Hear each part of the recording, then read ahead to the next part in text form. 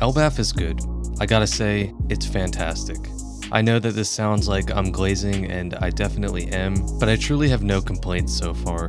I'm not usually one to praise everything that Oda does. I do have a lot of criticisms for One Piece, and Oda is definitely not a perfect writer, but I have to give credit where credit is due, and he's been in his bag ever since the final saga started. Now, while I don't have any complaints, I do have some concerns, and I'll get into those in a little bit. I'll be covering everything from chapter 1127 to 1139. I'm going to be going over things that I liked, things that I loved, some stuff that I wasn't crazy about, and also where I see this arc going as it continues to unfold. Let's start by talking about one of my favorite aspects of Elbaph, and that is the fact that the Straw Hats are extremely present in nearly every chapter. Egghead and Wano delivered some of the best experiences in the entire series, but the one area that they were lacking in was meaningful time with the Straw Hats. Long stretches of meaningful time, I mean. Obviously there were narrative reasons for this, but they were still mostly playing supporting roles for a good while. A lot of people have already said this, but Elbaph gives off major pre-time skip vibes. To me, it feels like this is going to be the final island, and Oda knows this, so he's going all out for one last large-scale adventure. You can tell he's having fun and indulging in so many random ideas, like this guy riding a grasshopper in a Lego kingdom and this librarian owl. Also, so many illustrations have gotten an insane amount of detail and creativity. Like, he did not need to go this hard for the walrus school, but it looks so whimsical, and it makes the island so much more fun to explore alongside the crew. The result is that magical and mysterious tone that was captured in Skypiea and other earlier arcs. All of this is to say that what really solidifies this pre-time skip feeling is the writing of the Straw Hats, especially the East Blue 5. The first 2 chapters were exclusively focused on them, and now we have the Romance Dawn trio together to meet one of the Roger pirates. Skapar Gaban is awesome. His return has been theorized for so long that it feels surreal seeing him on the page, and I'm very excited to see everything involved with that. Anyway, my point is that the crew is interacting with each other and the world. At times, it feels like we're getting straight up slice of life content, and I love it. They're bantering and bouncing off each other's personalities so well. We're getting some classic One Piece humor, and at the same time, the crew is shining as a team. I love the epic reveals of the final saga, but it's so nice to have a full page or two of just shenanigans. Thankfully, this arc has both. Even currently at chapter 1139, it continues to be filled with little bits of character-driven dialogue. This might be the last time in the story we can really have fun like this and slow down, so I'll take as much of this stuff as Oda is willing to give. However, not every crew member is getting an equal amount of attention, Brook and Jinbei especially. Brook is fairly understandable since he had some pretty substantial moments in both Wano and Whole Cake Island, but while Jinbei has been getting more room to breathe, I would still like to see Oda utilize him in some more prominent ways.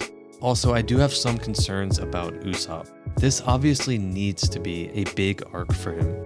I don't think he necessarily needs to be taking on God's Knights or earning Conqueror's Haki, but he needs to confront his aspirations of embodying a brave warrior of the sea in some capacity.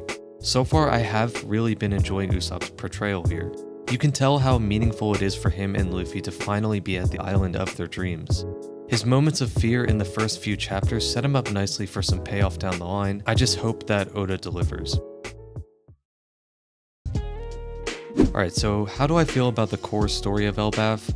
I like it. I wasn't entirely sure we could expect something as long as Wano again because of how fast Egghead's pacing was, but I'm really glad that Oda has decided to slow things down a bit in Elbaph.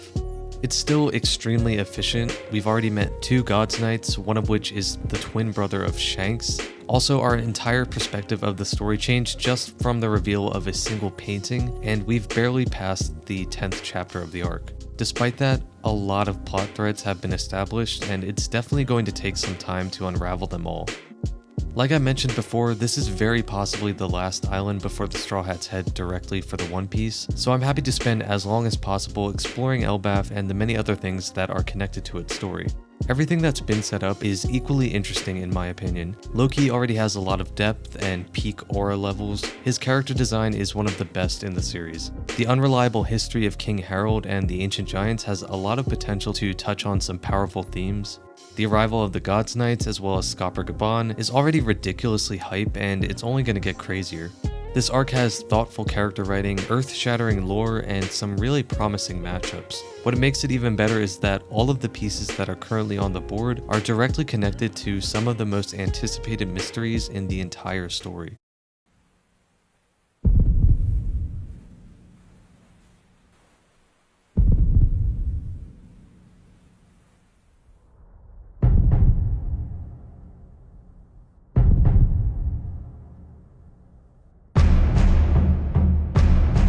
Momonosuke, 聞こえる?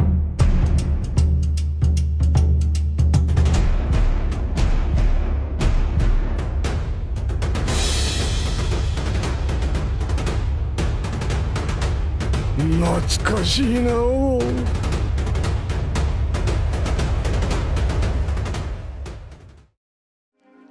As long as we're talking about the mysteries of the entire story, let's talk about that mural from 1138. So I'm not really much of a theory crafter, so I don't have a lot to offer here that hasn't already been said, but I just have to say this is one of the most monumental chapters that the community will probably ever experience. It's one of those chapters that we'll look back on and be like, where were you when this chapter came out? You know, like Gear 5 or when Shanks beat Kid. It's just so cool that we're finally getting explicit information about the Void Century and whatever came before that.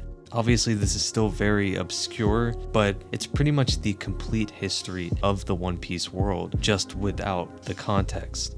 What I'm most interested to see is what some of these designs are actually going to look like. For example, the serpent and the dragon, because everything here is painted within that cartoonish, childlike art style. But obviously it's going to have a much more hardened, realistic design to it when we get to seeing what actually happened here.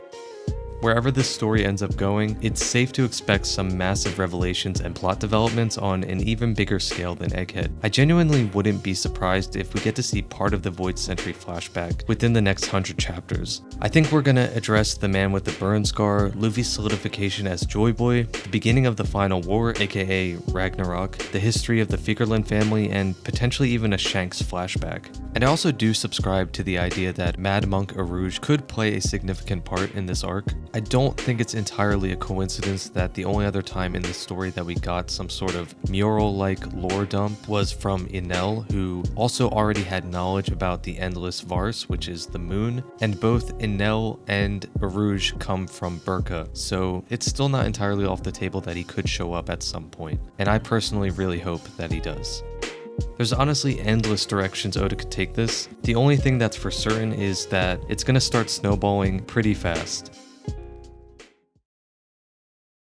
That's pretty much everything I have to say right now without making this video too long. Here are some last minute rapid fire opinions though. Shamrock is super interesting and I can't believe the Evil Shanks theories have officially been put to rest. His sword is one of the coolest weapons in One Piece. I thought the Robin and Saul reunion was beautiful with some great emotional writing. The fake out death is a little annoying to me, but I don't mind it as much as others like Pell or Kinemon. However, I hate the Vegapunk clone thing. Lilith and Edison could have easily fulfilled whatever role Oda wants to use him for without taking all of the significance away from his sacrifice. Kuma's possible restoration is not as bad to me, but I also don't think that's necessary. I am curious as to what Bonnie will be doing throughout this arc. Maybe she'll play a part in the Sun God Nika storyline given her abilities.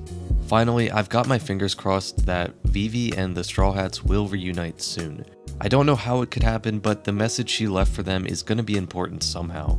All I'm saying is that she can't stay with Big News Morgans forever. Overall, Elbaph is off to a very strong start. It's effectively balancing the characters, lore, and action, while also carrying the story into uncharted territory. We're in for a long ride with some slow burn plot developments, but that's exactly what we need from an arc with such high expectations. This is the last adventure before the world gets turned upside down, and I'm personally having a great time.